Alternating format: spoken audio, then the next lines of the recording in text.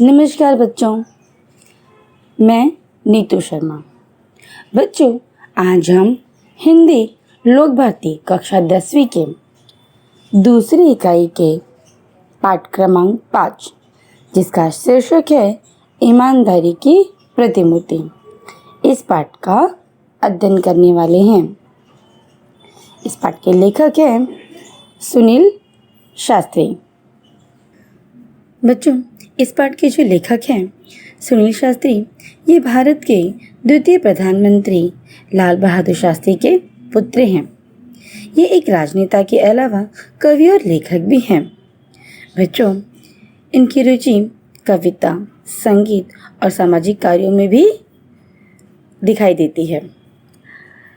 शास्त्री जी सामाजिक, आर्थिक बदलाव पर अपने विचारों को अपनी पत्र पत्रिकाओं में भी व्यक्त करते रहते हैं।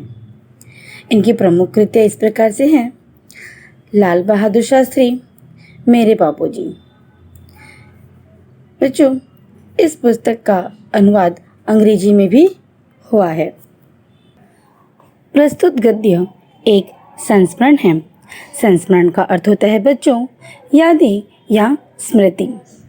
संस्मरण में लेखक जो कुछ स्वयं देखता है या स्वयं अनुभव करता है, उसी का वह चित्रण भी करता है। संस्मरण किसी विषय पर या किसी व्यक्ति पर लिखित आलेख को ही संस्मरण कहते हैं। बच्चों, इस पाठ में स्वर्गीय लाल बहादुर शास्त्री जी के व्यक्तित्व के बारे में बताया गया है। वे एक सामान्य परिवार में जन्मे, सादा जीवन, उच्च विचार के सिद्धांत के माने जाने वाले व्यक्ति थे।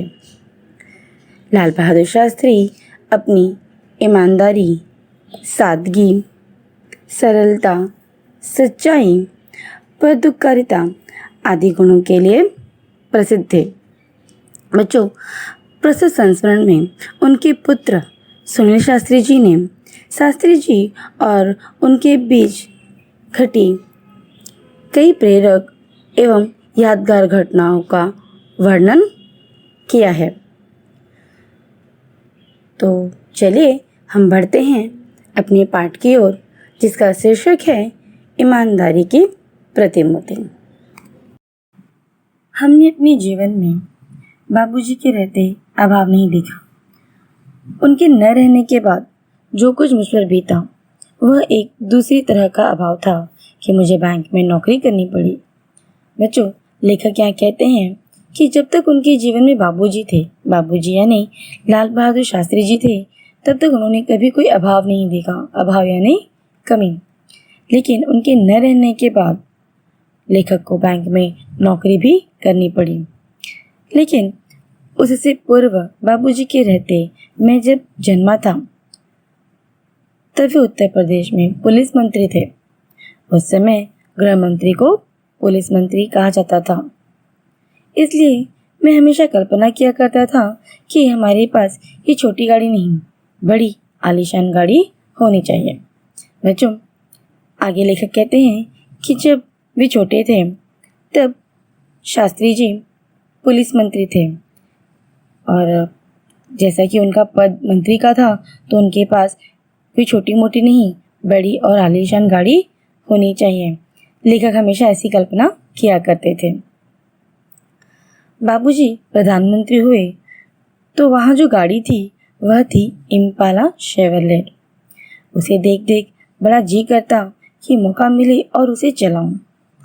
प्रधानमंत्री का लड़का था, कोई मामूली बात नहीं थी। सोचते विचारते कल्पना की, उड़ान भरते एक दिन मौका मिल गया।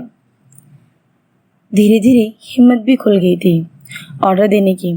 हमने बाबूजी के निजी सचिव से कहा, साहब जरा ड्राइवर से कहिए इम्पाला लेकर रेजिडेंस की तरफ आ जाए। अब बच्चों, जब लाल बहादुर शास्त्री प्रधानमंत्री हुए, तब उनके पास इम्पाला शेवरलेट नामक गाड़ी थी, जो बड़ी ही आकर्षक थी। लेखक उसे देखकर उनका मन उसे चलाने का करता, ड्राइव करने का मन करता। आखिरकार वे प्रधानमंत्री के बेटे थे, कोई मामूली बात तो थी नहीं।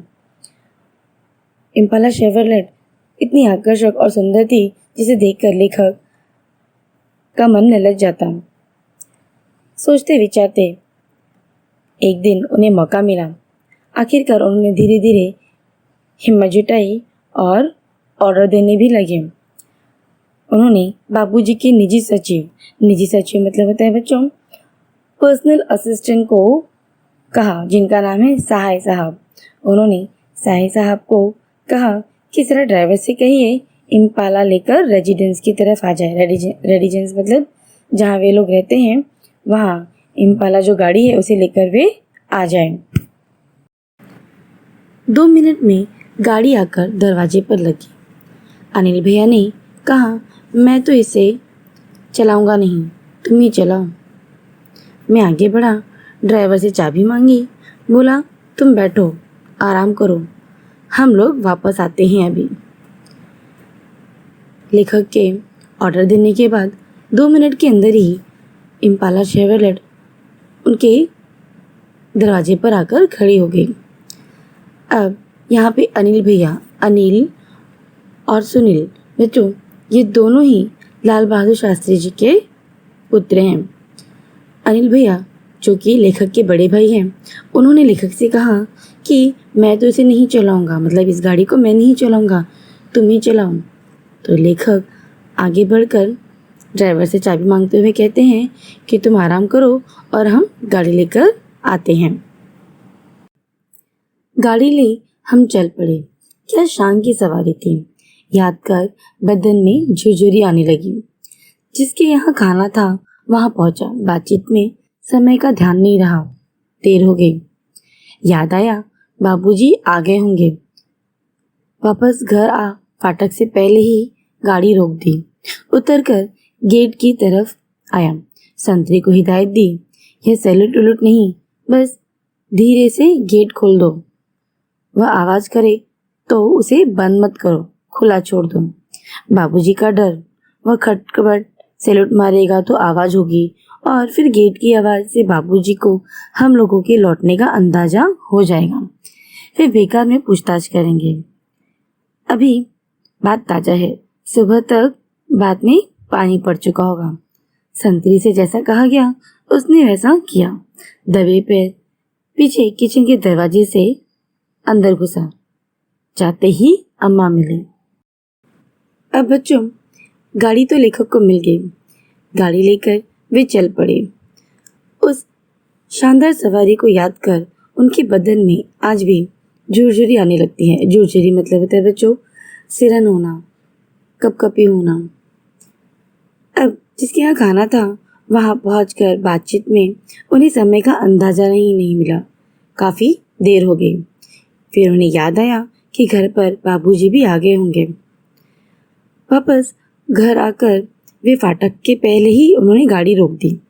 फाटक मतलब गेट के पहले ही लेखक ने गाड़ी रोक दी और गेट उतरकर संतरी को हिदायत दी। संतरी यानी जो पहरेदार होते हैं, वॉचमैन जिसे कहते हैं, उसे जाके हिदायत दी। हिदायत मतलब आदेश दिया कि तुम यह सैल्यूट उलट नहीं मारना, बस धीरे से गेट खोल देना और वह आवाज़ करे तो उसे बंद मत करना, खुला छोड़ देना।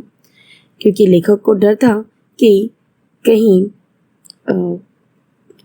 गेट की आवाज़ सुनकर या संतरी के सैल्यूट मारने की आवाज़ सुनकर बाबूजी कहीं उठ जाएंगे। उन्हें अंदाज़ा हो जाएगा कि ये लोग काफ़ी देर से घर आए हैं और वे पूछताछ करने लगेंगे। तो उन्होंने इस तरह से संतरी को हिदायत दी और संतरी ने भी वैसा ही किया जैसा लेखक ने कहा। अब दोनों भाई दबे पैर पीछे किचन के दरवाजे से अंदर घुसे। बच्चों दबे पैर चलना यह एक मुहावरा है जिसका अर्थ है इस प्रकार चलना जिससे पैर की आहट न मालूम हो। मतलब ऐसे चलना जिसे चलते समय पैर की आहट तक न मालूम हो। दोनों किचन के दरवाजे से अंदर जाते हैं और जाते ही उन्हें वहाँ अम्मा मिलती हैं। अम्मा मतलब माँ होती हैं। उन्होंने अम्मा से पूछा, बाबूजी आ गए? कुछ पूछा तो नहीं? माँ बोली, हाँ आ गए, पूछा था मैंने बता दिया। आगे कुछ कहने की हिम्मत नहीं पड़ी। ये जानने सुनने की कि बाबूजी क्या कहेंगे। फिर हिदायत दी, सुबह किसी को कमरे में मत भेजिएगा, रात देर हो गई, सुबह देर तक सोना होगा। अब बच्चों, लेखक अपनी माँ से पूछते हैं कि बाबूजी ने उनके बारे में कुछ पूछा, तो उनकी माँ कहती है हाँ बता दिया। अब उनकी कुछ हिम्मत नहीं हो रही थी। उन्होंने माँ से कह दिया कि रात को देर हो गई है तो सुबह आराम से सोने देना। लेकिन सुबह 5:45 किसी ने उनका दरवाज़ा खटखटाया। लेखक की नींद टूटी और बड़ी तेज आवाज़, तेज मतलब जोर से उन्होंने कह दिया कि रात को देर से आया हूँ, सोना चाहता हूँ। उन्हें लगा शायद कोई नौकर चाय लेकर आया होगा, लेकिन दरवाजे पर फिर से दस्तक पड़ी। दस्तक मतलब खटखटाना। और फिर लेखक झुलझुलाता जोर से बिगड़ने लगे। झुलझुलाना मतलब चिढ़ना। बच्चों, जब हमारी नींद कच्ची होती है, जब हमें कोई उठाना चाहता है तो हम गुस्से में कुछ भी कह देते हैं। सो उसी तरह से लेखक ने भी झुलझुलाते हुए फिर दरवाजे की तरफ बढ़े और बड़बड़ाते हुए कुछ कहा। जब लेखक ने दरवाज़ा खोला तो उन्होंने वहाँ बाबूजी को पाया। अब उनके सामने उन्हें कुछ नहीं सूझ रहा था। उन्होंने बाबूजी से माफ़ी मांगी और कहा कि बेध्यानी में बात कह गया। बेध्यानी मतलब उनसे लापरवाही हो गई, उन्हें ध्यान नहीं रहा कि बाहर कोई खड़ा है। तो बाबूजी ने कहा कोई बात नहीं, आओ हम सब साथ में चाय पीते हैं। बस जल्दी जल्दी हाथ मुंह धो चाय के टेबल पर आप पहुंचा। लगा उन्हें सारी राम कहानी मालूम है, पर उन्होंने कोई तर्क नहीं किया, न कुछ जाहिर होने दिया। कुछ देर बाद चाय पीते पीते बोले, अम्मा ने कहा तुम लोग आ गए हो, पर तुम कहते हो रात बड़ी देर से आए, कहाँ चले गए थे? अब बच्चों, शास्त्री जी लेखक को बुलाते हैं और अपने साथ चाय पीने के लिए कहते हैं। लेखक भी जल्दी से हाथ मुंह धोकर चाय की टेबल पर पहुंच जाते हैं। उन्हें लगता है कि शायद बाबूजी को सारी राम कहानी मालूम है।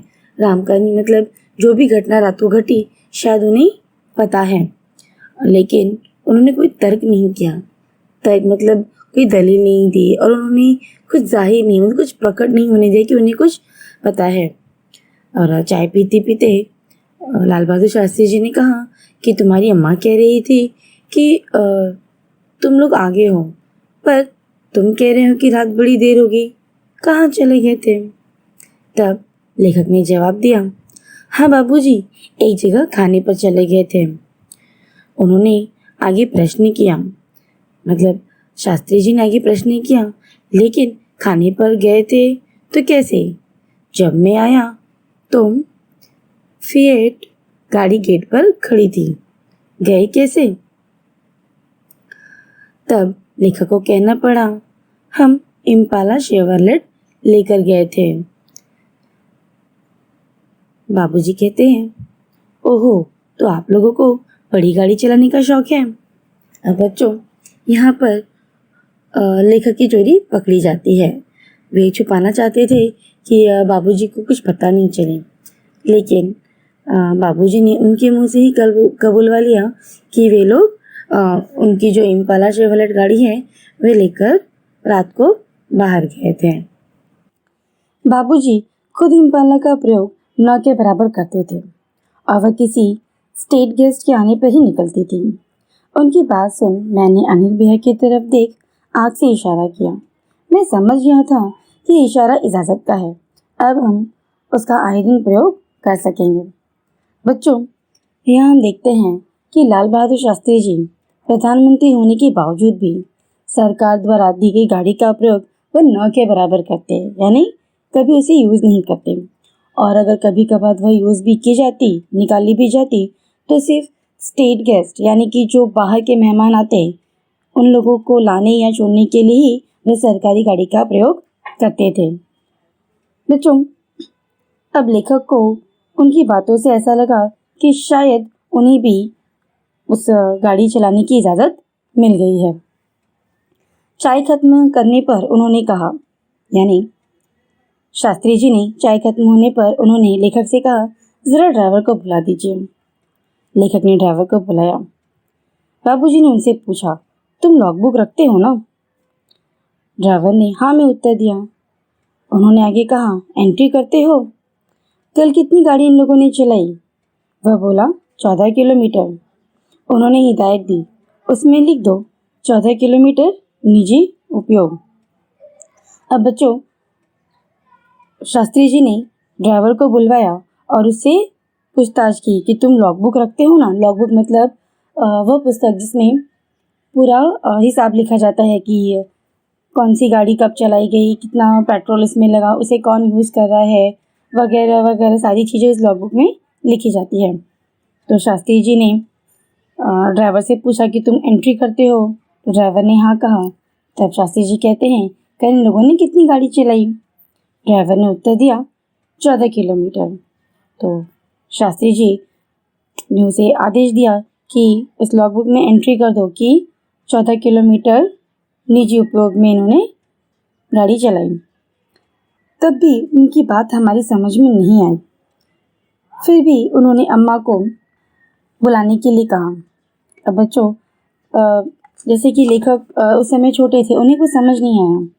उन्होंने अम्मा को बुलाया, अम्मा यानी लेखक की माँ को। शास्त्री जी ने कहा, अम्मा जी के आने पर बोले, सहाय साहब से कहना 60 पैसे प्रति किलोमीटर के हिसाब से पैसे जमा करवा दें। मतलब लाल बहादुर शास्त्री जी ने अपनी पत्नी को बुलवाया और उनसे कहा कि सहाय साहब यानी जो उनके पर्सनल असिस्टेंट हैं, उनको कह देना कि 60 पैसे प्रति किलोमीटर हिसाब से जो भी पैसे होते हैं वह वहाँ पे जमा करवा दें। इतना जो उनका कहना था कि हम और अनिल भैया वहाँ रुक नहीं सके। जो रुलाई छूटी तो कमरे में भागकर पहुँचने के बाद भी काफ़ी देर तक बंद नहीं हुई। दोनों ही जन देर तक फूट फूट कर रोते रहे। अब बच्चों, बाबूजी की बात उन्हें को समझ में नहीं आई और दोनों भाई कमरे में जाकर बहुत देर तक फूट फूट कर यानी जोर जोर से रोते रहे। अब देखो बच्चों, गाड़ी से लेकर जो बात लेखक के जहन में रह गई वे हमारे सामने कह रहे हैं कि मतलब बाबूजी किस प्रकार के ईमानदार की प्रतिमूर्ति हैं। अगर उनकी जगह कोई और होता तो उनके लिए शायद ही मामूली सी बात होती, लेकिन ये उनकी ईमानदारी ही थी कि उन्होंने अगर सरकारी गाड़ी का प्रयोग उनके बच्चों ने कुछ निजी उपयोग के लिए किया है तो उसका भी वह हिसाब रखते हैं और कितना जो भी खर्चा हुआ है पेट्रोल का वह जमा करवाते हैं। ये उनकी ईमानदारी ही थी। आपसे ये बात शान के तहत नहीं कर रहा, पर इसलिए कि ये बातें अब हमारे लिए आदर्श बन गई है। लेखक कहते हैं कि जो भी बातें, जो भी यादें मैं आपसे शेयर कर रहा हूँ, यह कोई शान के तहत नहीं कह रहा हूँ। ये सारी बातें जो यादें हैं पिताजी की, अब सब उनके लिए आदर्श बन गई हैं। सक्रिय राजनीति में आने पर सरकारी पद पाने की बात, क्या उसका दुरुपयोग करने की हिम्मत मुझ में हो सकती है? आप ही सोचें। मेरे बच्चे कहते हैं कि पापा आप हमें साइकिल से भेजते हैं, पानी बरसने पर रिक्शे से स्कूल भेजते हैं, पर कितने ही दूसरे लोगों के लड़के सरकारी गाड़ी से आते हैं। वे छोटे हैं, उन्हें कलेजा चीरकर नहीं बता सकता। बच्चों, लेखक यहाँ कहते हैं कि वो सरकारी पद पाने पर अपने पिताजी के आदर्शों का दुरुपयोग नहीं कर सकते। लेखक कहना चाहते हैं कि उनके बच्चे भी उनसे कई बार प्रश्न करते हैं कि वो सरकारी पद पर हैं, लेकिन उसके बावजूद भी अपने बच्चों को कभी वो साइकिल से तो कभी रिक्शे से स्कूल भेजते हैं और उसी जगह दूसरे बच्चे हैं वे सरकारी गाड़ी से आते हैं। लेखक कहते हैं कि मैं उन्हें कलेजा चीरकर नहीं बता सकता और उन्हें समझाने की कोशिश भी करता हूँ, लेकिन अभी वे छोटे बच्चे हैं, शायद न समझ सकें। इसीलिए कभी कभी समय मिलने पर लेखक उन्हें अपनी गाड़ी से स्कूल छोड़ाते हैं। अपना सरकारी ओहदा छोड़कर आया हूँ और आपके साथ यह सब फिर जिक्र कर तनिक ताज़ा और नया महसूस करना चाहता हूँ। लेखक कहते हैं कि मैं अपना यह सरकारी ओहदा, अपना पद, यहाँ सब कुछ छोड़कर आया हूँ और आपके साथ अपनी यादें यानी जो भी पिताजी की स्मृतियाँ हैं वह आपके साथ शेयर करना चाहता हूँ। और ऐसा करते हुए उन्हें बहुत अच्छा फील हो रहा है। कोशिश करता हूँ नींव को पुनः संजोना संवारने की। मेरे मन का महल आज के इस तूफानी झंझावत में खड़ा रह सके। बच्चों, लेखक कहते हैं कि पहले का ज़माना अलग था और आज का अलग है। वे इस नए ज़माने में, इस आते हुए तूफान में अपने आप को वो खड़ा रख सके, वो इतनी ही कोशिश कर रहे हैं। बच्चों, आज हम अपना पाठ यहीं समाप्त करते हैं। इसके बाद की कहानी हम अपनी अगली वीडियो में पढ़ेंगे। तब तक के लिए धन्यवाद।